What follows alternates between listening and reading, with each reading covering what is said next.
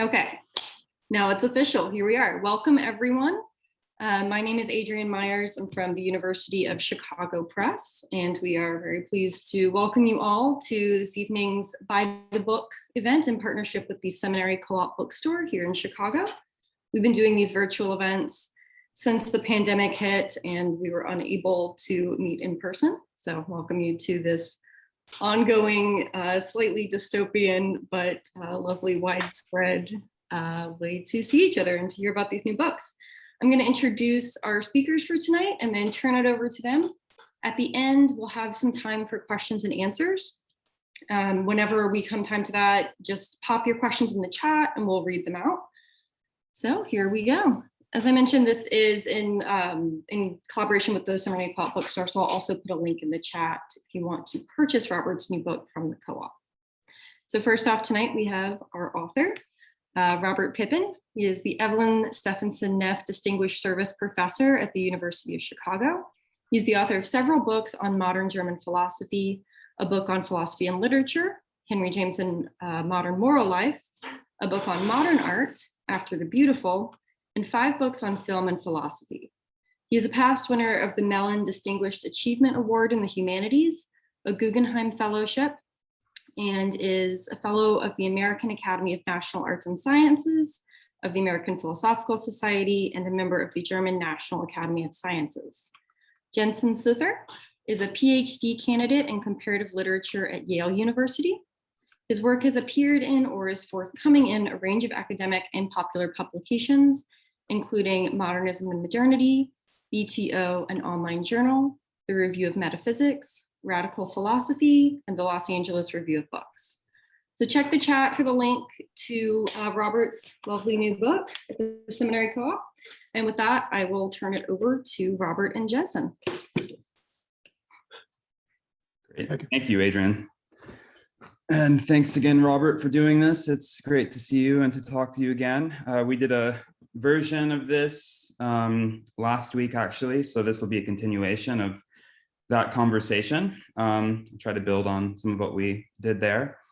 We opened our last discussion by talking about the question of the title of Robert's book, Philosophy by Other Means, what it means to say that art is philosophy by other means. And this time around, I thought that I would tackle that question maybe from a different angle and raise the question of a term or a phrase that you use a lot in the book, which is the idea that art is a form of self-knowledge. It's a form of achieved self-knowledge, collective self-knowledge, but also the self-knowledge of the artist. It's a way of, in some sense, externalizing our sense of ourselves.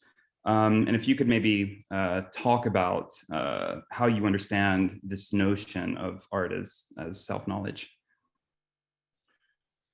Sure. Well, first of all, thanks to Adrienne and the University of Chicago. Thanks to the co-op, and thanks again to Jensen, with whom I've had many wonderful conversations over the last 4 or 5 years when giving papers at Yale.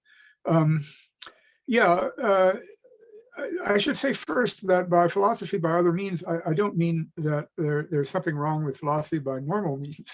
There are plenty of questions in philosophy that require a high level of abstraction and conceptual sophistication, questions about modality, nature of personal identity, and so forth that require the traditional discursive analytic models.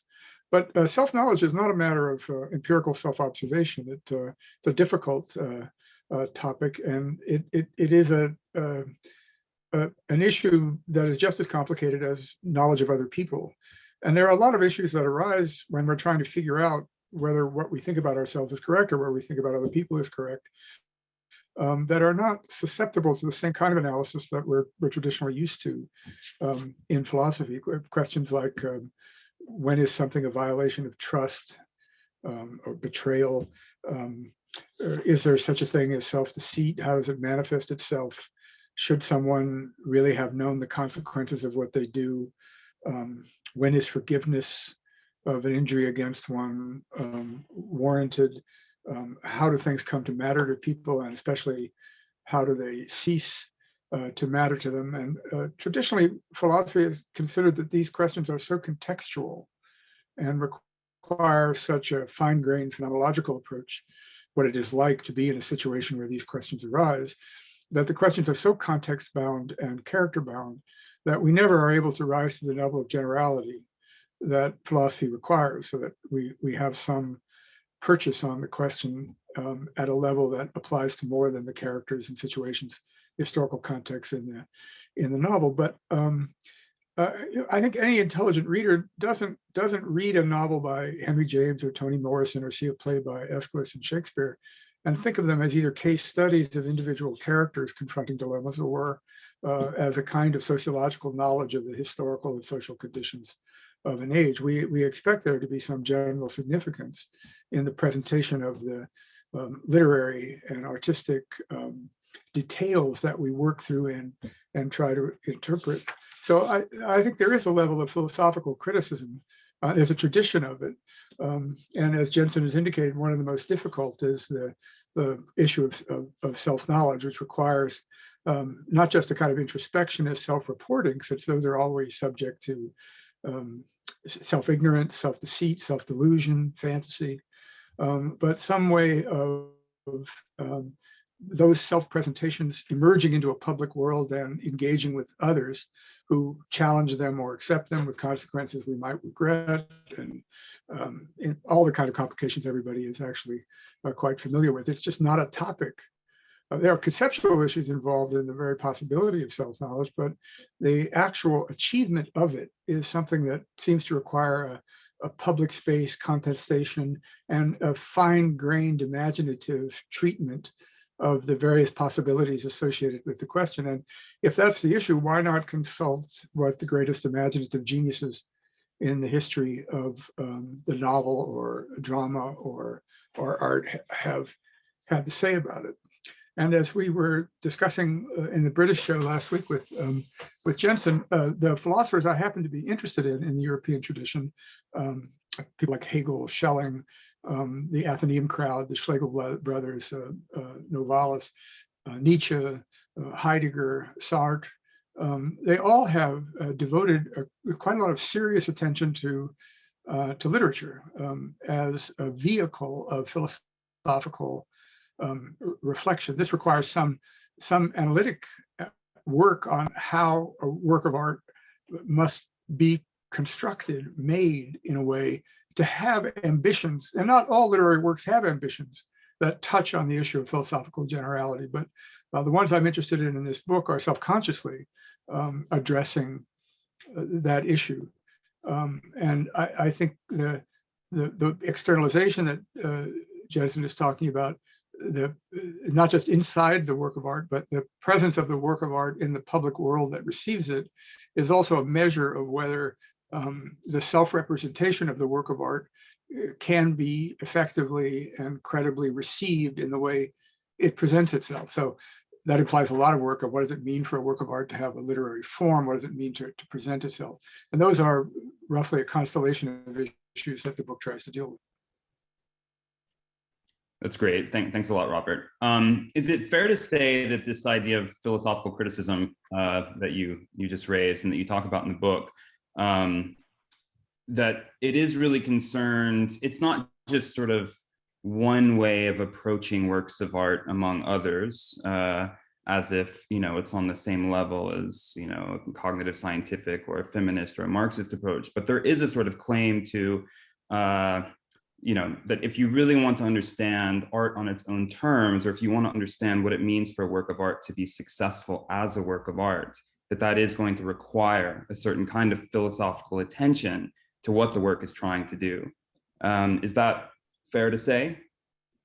Yeah, I think so. I mean, we walk into sort of disputed ground here, because not all works of art are great works of art, unless you have a view that art is a normative term and things that are not great works of art fail to be art.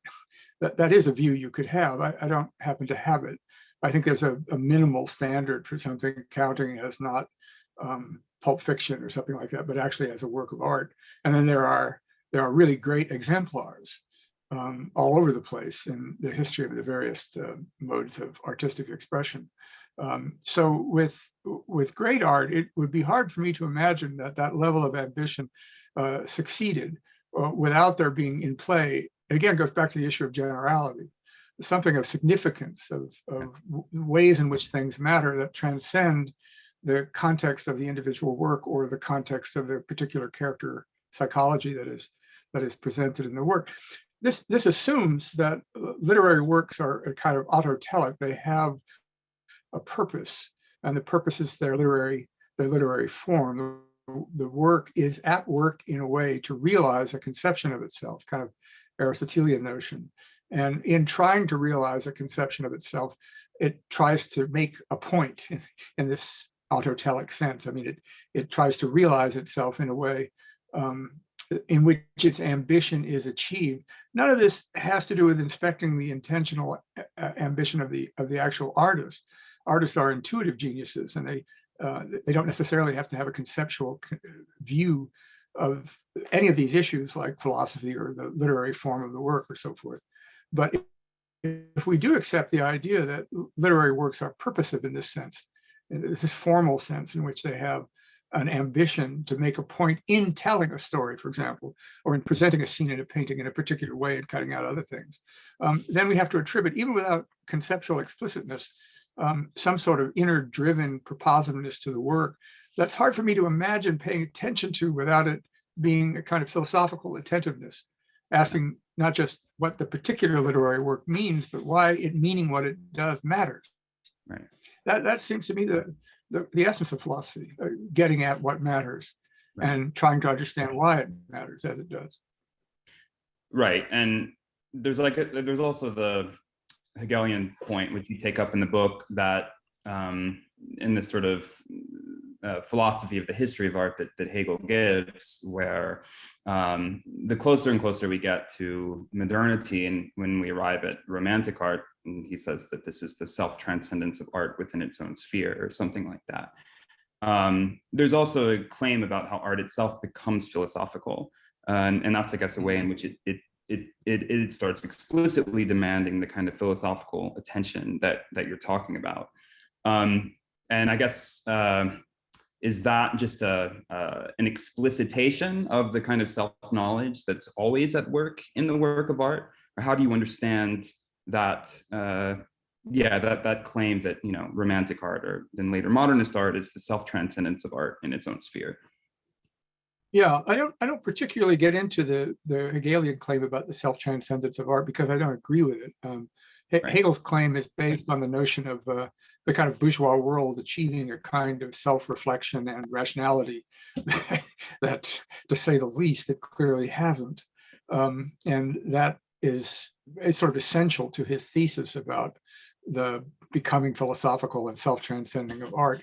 But I think the point you're making about that particular moment in human history is quite relevant. There's an essay in the piece called The Absence of Aesthetics in Hegel's Aesthetics, in which I try to make clear how prescient Hegel was in seeing that what had been philosophical reflections on the art as exclusively aesthetic, and that means having to do with two central issues: the nature of the pleasure taken, distinct pleasure, in a work of art, rather than in a glass of wine or in pleasant conversation. The idea of trying to identify the unique affective response to a work of art is the job of the philosopher, to identify that particular pleasure. And the notion of taste, that what philosophical attention should do is try to cultivate by exemplifying the taste of the appreciator. And that also has to do with a kind of non-philosophical notion of a refined sense of quality. Hegel argued that attentiveness to art is forby, it's past. That what art had become was something that required of the critic interpretation. And interpretation is already a kind of raising to self-consciousness of something in the work that isn't explicit in the work, that the critic is charged with making explicit. And when you think about the sort of details of interpretation, it's hard to imagine interpreting what the work is trying to say and not what particular pleasure we take in it, although we do take a particular unique kind of pleasure in a work of art. The task of a critic is more in identifying the level of reflective self-comprehension in the work such that an interpretive task can be carried out. And Hegel was writing this right at the moment when Romantic art, especially about a precursor to modernist art, was becoming much more sort of canonical as the vehicle of artistic expression. Once in modernism, once art could no longer take what it was for granted, and especially had to resist co-option in a commercializing society, the explicitness with which art had to think of itself in its production made the power of Hegel's suggestions about the way in which we should attend to art much clearer. And the kind of people I admire who work philosophically on art in all largely in the European tradition, but think of Bernard Williams' Shame and Necessity book, or Lukács's Theory of the Novel, or Bouveres's book on Musil, or Descombes' book on Proust, or René Girard's Deceit, Desire, and the Novel. This kind of attentiveness is not so much attentiveness to non-modernist works, but to works that have, as they have an explicit task to reconceptualize art in the bourgeois world, where it's not a matter of patronage or the elite. It's a matter of dealing with the market demands on artistic production in a way that maintains something like the integrity of art itself. That Hegel's particular approach becomes much more clearly relevant. Right. But I guess there's also the question you mentioned in the problem of in Hegel's narrative that there is a belief in achieved institutional rationality and an integral bourgeois society, which now we clearly know not to be true. But this bore, I guess, on his conception of art to the degree that he thought that that art is a manifestation of the idea, it's a manifestation of freedom, or the task or the project of freedom. And I guess, what does that idea mean exactly? That art is a manifestation of the idea or the project of freedom in particular. So we have the self-knowledge claim that, art is a manifestation of collective self-knowledge, or it's a way in which we come to know ourselves collectively. But I take it that this is also a manifestation of the ways in which we're getting progressively better at knowing ourselves, at least for Hegel. So there's built into this claim of self-knowledge also a progressive narrative about the becoming of freedom, and this sort of eventuates in the account of romanticism and the self-transcendence of art and all that. So the freedom question, I guess, is the... Yeah, well, I mean, yeah, in 30 seconds. I mean, Hegel does not have a voluntarist, or could have done otherwise, conception of freedom. He has what we might call a very general Aristotelian conception of freedom. Human beings are free when they live as human beings ought to live, as the human beings they are. That's what it is to live as a free human being. You're unfree when you're alienated from what the capacities and potentials of human being make possible. That's a different conception of freedom, and quite a controversial one, because it's not clear how Hegel would justify a conception of how human beings ought to live, given that he has a historicist conception of the development of Geist. And how human beings ought to live depends on a story about how they ought to live now, in a way different from how they ought to live as they've always lived before. And that implies there being some developmental logic to the progressive movement of history, something since the 20th century that's become, let's say, controversial, to say the least. But I think apart from that issue, there's still something quite valuable in one aspect of how human beings ought to live. They ought not to live in ignorance, either about themselves or the social world they inhabit. They ought to have not a kind of a deficit of the resources necessary to understand themselves, but if anything, a surplus. And that means that various modalities of self-understanding in Hegel continue to have a kind of legitimacy in his encyclopedic system. So he also considers religion a form of self-knowledge. In the domain of absolute spirit, full reflection on what it is to live properly as the human Geist, self-developing, socially dependent beings that we are, requires some understanding in an affective mode how it feels to be free. It to live as we ought and how it feels to be alienated. A religious mode, a representational mode of the whole that isn't available to anyone but philosophers, except in this representational mode, and a fully philosophical discursive self-articulation. So I like that model. I think he's right that we need these different ways of comprehending living freely understood as living in the kind of self-knowledge of human beings required by some underlying conception of what it is to be a human being.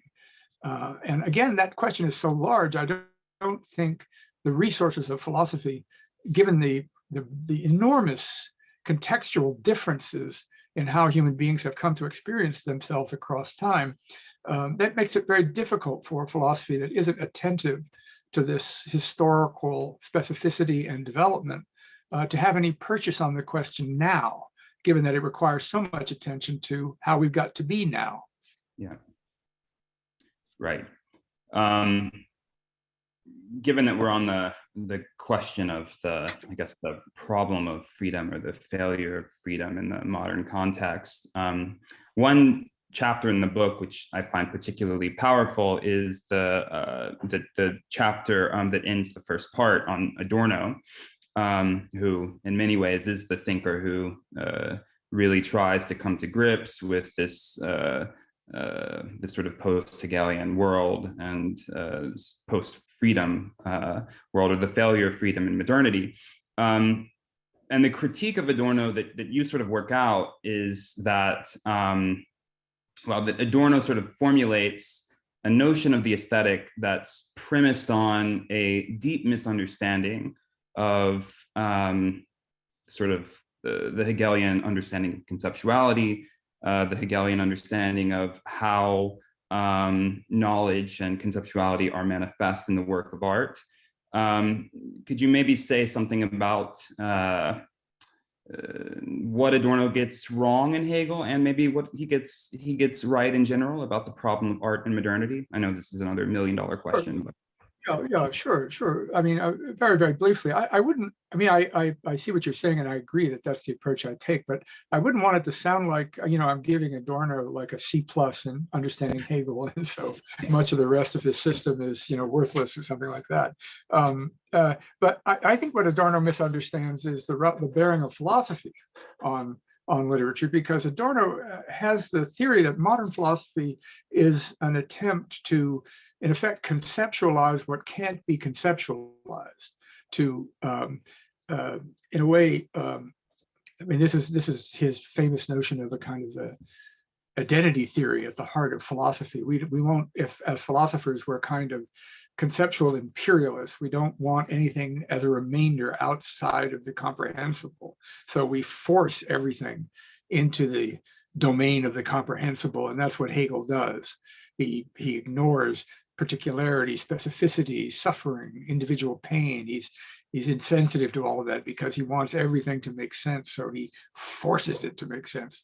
I mean, I see what he's saying. There's ironically, given how much Adorno hated Heidegger, this is, of course, also a kind of Heideggerian critique of the dominant tradition in Western philosophy that Heidegger calls logic, that is the equation of what there could be with what human discursive thinking could make intelligible, with catastrophic consequences in Heidegger about the sort of technological worldview, and in Adorno, all the various implications that come from the dominance of a technocratic and instrumentalist way of thinking, all of which I agree with in Adorno.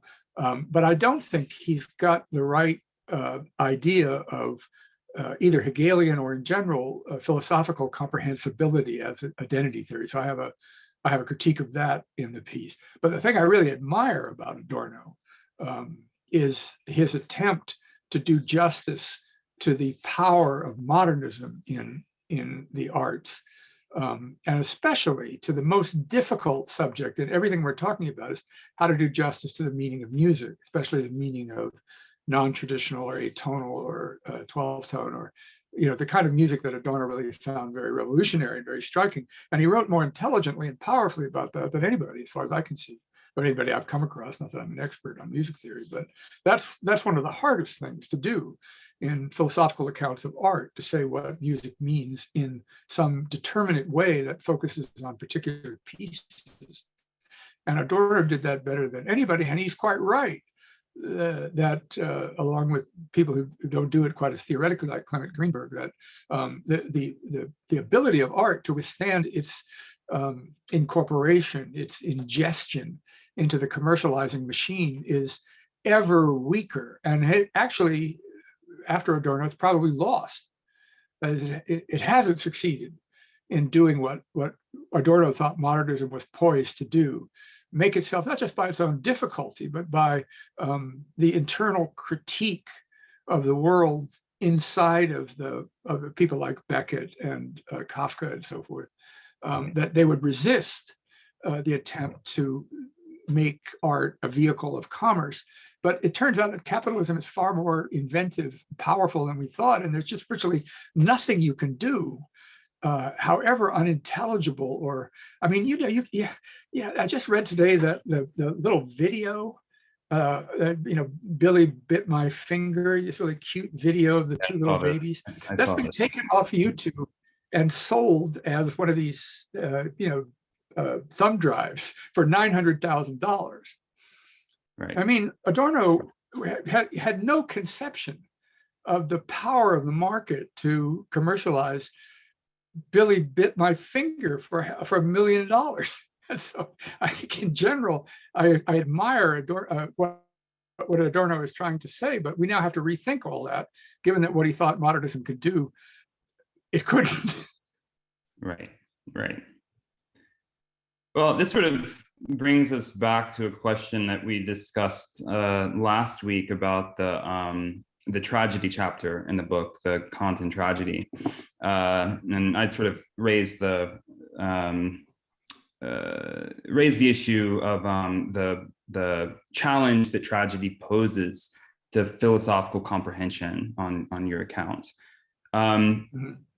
and I guess for a very long time you've been a ruthless critic of accounts like Heidegger's, like in After the Beautiful, and Heidegger's account of Earth as sort of the ineffable ground or the fragility of aesthetic intelligibility, and in more recent work, like your article on anti-idealism, you've really contested this idea of the sort of ineffable ground of being or meaning, and you follow the Hegelian line that to be is to be intelligible. But I guess one of the questions that I still have about the tragedy chapter is that, and maybe you want to briefly say something about that claim here, but is that it seems to maybe yield somewhat to the opposed narrative about aesthetic intelligibility, and maybe it's a change in how you think about these things. For instance, in the critique of Heidegger from a couple years ago, in your reading of Cezanne, you point out that, we have to look at a notion like Earth in Heidegger as it really is a historically determinate product. And when we see the bare materiality or elementalness of a Cezanne painting, this isn't just some abstract indeterminacy, or this isn't just Earth winning. If Earth is winning, this is a historical problem. It's a determinate historical problem. But the tragedy narrative that you provide, it now seems as if there's room to say that there is something like Earth in Heidegger's sense, or maybe not. Maybe I've misunderstood the point, but I thought I'd pose that question.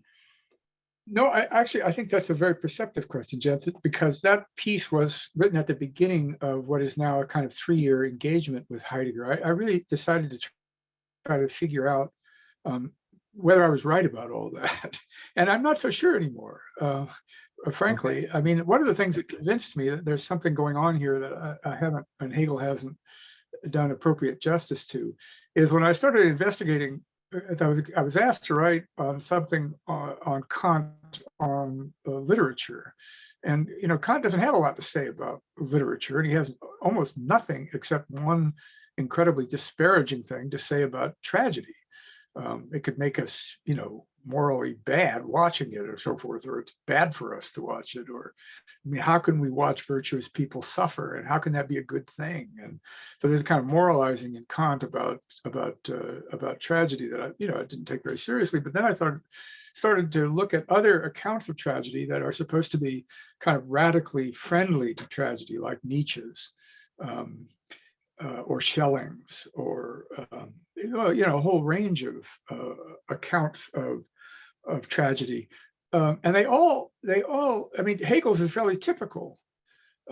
Suppose tragedy represents sort of human conflicts that have no resolution, that are inescapable and permanent. And permanent in just some sense that no matter what generation, in some other form or other, they arise. Most of the philosophical accounts I looked at are all attempts to domesticate tragedy. Hegel's is the most typical. Tragedies represent temporary tragic situations. They're eventually overcome. They're settings for an eventual resolution, because it is not possible that there could be dimensions of human life that are unintelligible.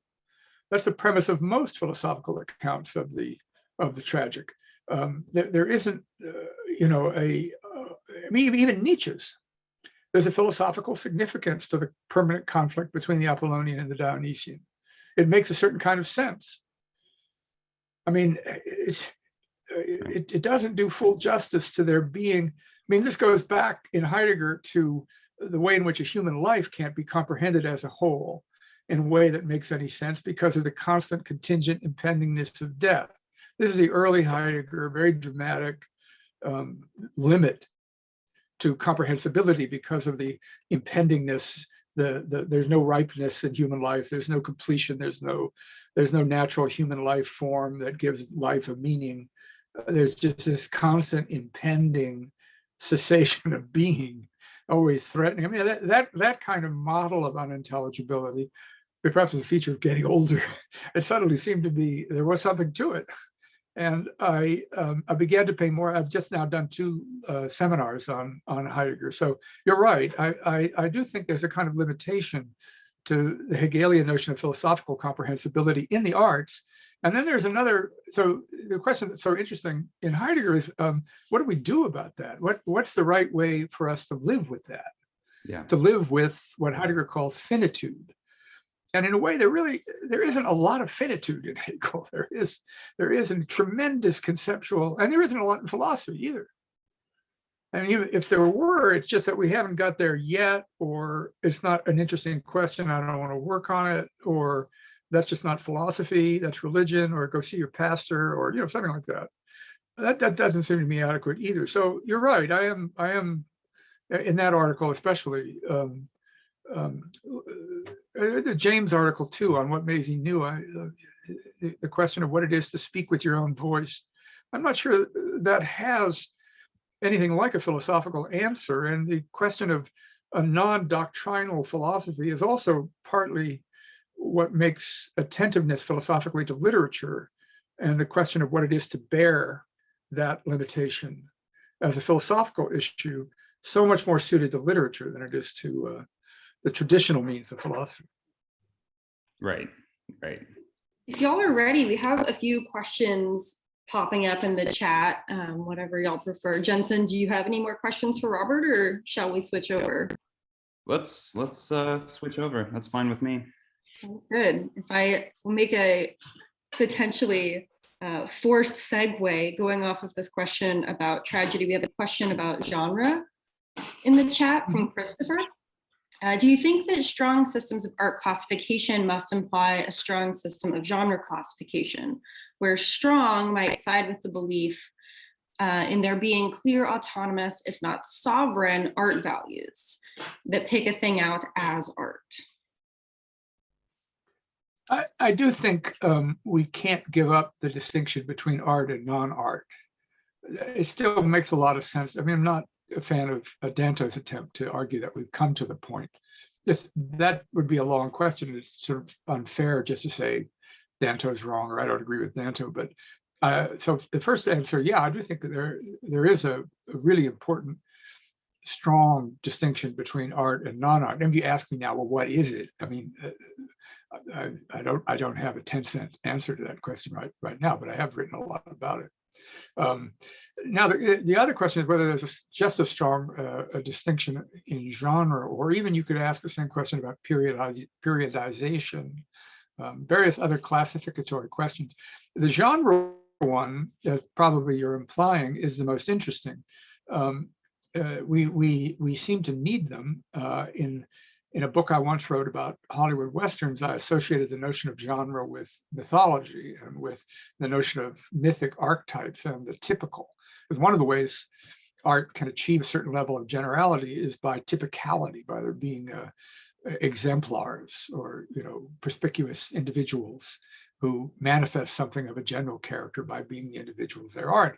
Genres could be said to be frameworks for particular kinds of questions that are mythic in the sense that they recur in every age, and that mythic narratives have a way of showing us how the questions reemerge in different contexts and different ages, but ask the same questions. But I actually agree with Cavell that genre classifications are meant to be played with, to be expanded. They're not like strictures. So the genre of what now counts as drama, for example, is nothing like what it would have counted like in Elizabethan times. And I think there's a historical flexibility that has the same kind of dimension as the notion of mythic archetypes, that is, same and different at the same time, that we don't have to have the kind of fixed normal classificatory sense of genre, but we can't give up the notion either, because there is some kind of typicality to certain frameworks of questions, certainly between comedy and tragedy, for example.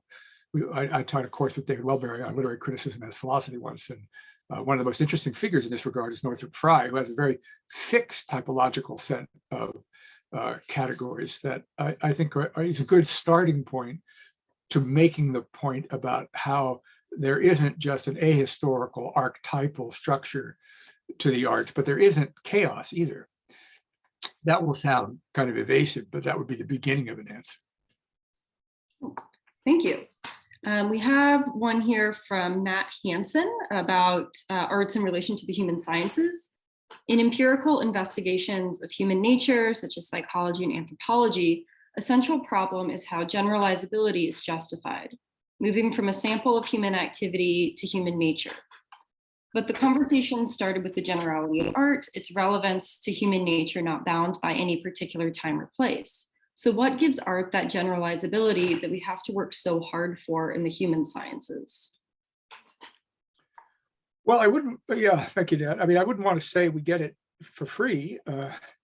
We do have to think about it. And it's not adequate to say we know it when we see it. I mean, the idea would be something like, take Othello and the question of jealousy. Suppose the question is, why is jealousy such a powerful human passion? What does it mean to the people who feel jealous? Well, one way empirical social scientists approach the question is by asking people. They do a survey. It's really one of the only ways empirical social science has to do it. But the survey doesn't allow us to open the question, what does it mean to them, to the individuals who are beset by jealousy that begins to be excessive, extreme, uncontrolled, irrational? And the idea would be that it wouldn't be possible for Shakespeare to have written so compellingly, not idiosyncratically, about Othello's jealousy without having understood something about jealousy in general. The task of a philosophical critic is to bring that out, to find it. It's not just read offable off the text, but the instigating point that leads me to have some hope for that enterprise is that we don't think of this as a story simply about this particular individual. Something is represented typologically that we recognize in other instances. I mean, the most general kind of answer to the question is that since say Socrates and up to Heidegger and Wittgenstein, various other people, philosophy doesn't tell us anything new. It has no subject matter. At its best, it tells us what we already know, but we can't say. So if you say, yeah, but how do you know when you've done that rather than when you've not done that, which is a fair question, I think we have to live with the limitation that we don't know how to say that formulaically, but we know it when we see it. We know when somebody says something that we had never thought about ourselves before explicitly, but it rings true when we hear it. It's imprecise. It's contestable. It depends on interpretive skills that some people have and some people don't, and some people think they have and other people think they don't. And so it's a mess, but it's closer to the ways in which things come to matter to people in human life. Why do I feel jealous? Then an empirical social science approach can get us to, because it's just too limited to the self-delusions, fantasies, ignorance of the people that ask, why'd you vote for Trump? How's that going to tell you anything when you ask people? There's such a thing as depth psychology, and there's a way in which imaginative geniuses sketch out what it's like to be the sort of person who would, that we don't have available in the social sciences. So I don't think the social sciences work all that hard for their generality. They work by numbers. I've surveyed 75,000 people who say that what pisses them off about their spouse cheating on them is X, Y, and Z. That's too easy generality. It's not working hard. All right, thank you. We've got so many great questions in here. I'm just sorting through. Here's one from Kristen Lewis that turns a little bit more toward the making of art. Do you believe that Hegel conceives of art as tending toward the philosophy of art, or rather philosophical art, as the incorporation and conceptual analysis into the making and matter of art? And if indeed the latter, then would this offer a more dynamic, interpretive understanding of the forms of absolute spirit? Yeah, it's interesting that you posed the question in terms of the making of art, tying it back to something like the authorial stance. At least that's what I understand to be focusing the question on what an artist is trying to do. Hegel doesn't tend to talk that way. The position of the artist, this goes back to Jensen's first question, the artist is in the work. Sometimes this is called the ideal author theory. It's not a biographical notion to the making of the art, but your question points to the fact that any sort of putative authorial intention as externalized in the work, reconstructible from the work, independent of the biography of the historical writer, it is contextual as well as anything in the work. That is to say, it has to be understood in Hegel's sense in terms of its age, the historical age in which it was written, because the self-knowledge represented by the work as part of a collective attempt to understand ourselves in different modalities. Dickens is trying to tell us what's happening to us in the Victorian era, but trying to tell us what's happening to us in a way in which various matters of significance or matters of mattering have come to a kind of salience, and other things have sunk into a kind of insignificance in that period. So that attentiveness to that period can also be philosophical rather than sociological. Going to another part of your question, that is, we want to understand if what matters as externally presented in a work of art is what ought to matter. So it's never just a question of thinking of ourselves as in sort of traditional late 19th century historicism, sort of bound by the historical framework of an age in which we're just getting reports of how people think about themselves. Nothing is ever that simple. People think about themselves, that is to say, the artists present a self-image of the age in a way that's never monolithic. It's always contestable in a determinate way going on in the work, although that says it in a very abstract way. So what I get out of, maybe this is not part of what you intended, but what I get out of the question is that the way in which the work of art is made at a time is both revelatory of matters of significance at the time, interrogative about whether the significances are what they ought to be, and yet, even though of a time, have a kind of trans-historical generality as part of the same story. of human attempts at self-understanding. That all elements of that would have to be worked out in a great deal more detail than I could, but it's a very interesting question, how the both of them can be fit together. Another one a little bit related to art being made in specific time periods. We have a question about modernism. I'm wondering what you make of somewhat paradoxical situation gestured at in your discussion of Adorno, the market and the failures of modernism to, in some fundamental way, make works that outstrip market co-option. Not to say that modernism should be conflated with attempts to flee the market, but simply that modernism and anti-commodification seem bound in crucial ways. That any work might make claims to be truly modern is at present unknowable because invisible, since the market has come to completely dominate and suffuse through everyday art life. And that question was from Cole Gruber. Yeah, that's a very good question. Just by virtue of its very success, it vanishes in a commercial age. It isn't available to us because it doesn't make any money. So who knows what's going on in the most advanced art of our age. But I didn't mean to suggest the situation is hopeless, just that Adorno underestimated the magnitude of the problem. I think in film, Kiarostami or the Dardenne brothers or Malick, there are plenty of people making challenging modernist works. And I mean by that, engaging the modernist problematic of attempting at a particular time to figure out what an artwork could be, and in a way that demands an imaginative, innovative self-presentation, but in a way that's not wholly unintelligible. So I think there's a great deal going on in modern independent film. There's a great deal going on in modern photography. Jeff Wall, Thomas Struth, Andreas Glazer, people like that I think would count as successful modernism.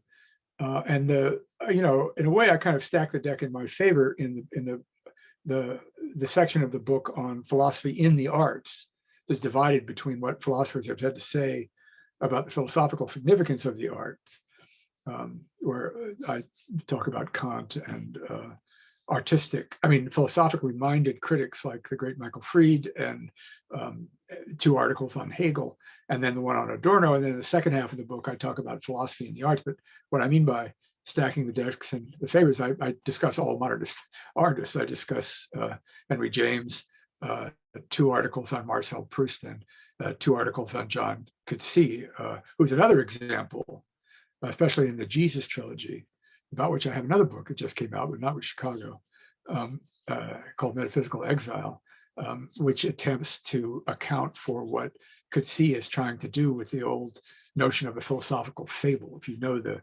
Jesus trilogies, you know that they're most definitely modernist works in that they undermine various assumptions about what literary narrative could or should be. So there are exceptions to my pessimistic generalization, but you're quite right that creates its own difficulty. For example, I don't think the critical reception of the Jesus novels, the trilogy, the childhood of Jesus, the school days of Jesus, and the death of Jesus, none of which has anything to do with Jesus, of course, in the Coetzee books. The critical reception was just simply mystified. What is this all about? It doesn't seem to be about anything. I liked Disgrace and Waiting for the Barbarians. I don't get this. This seems like a joke.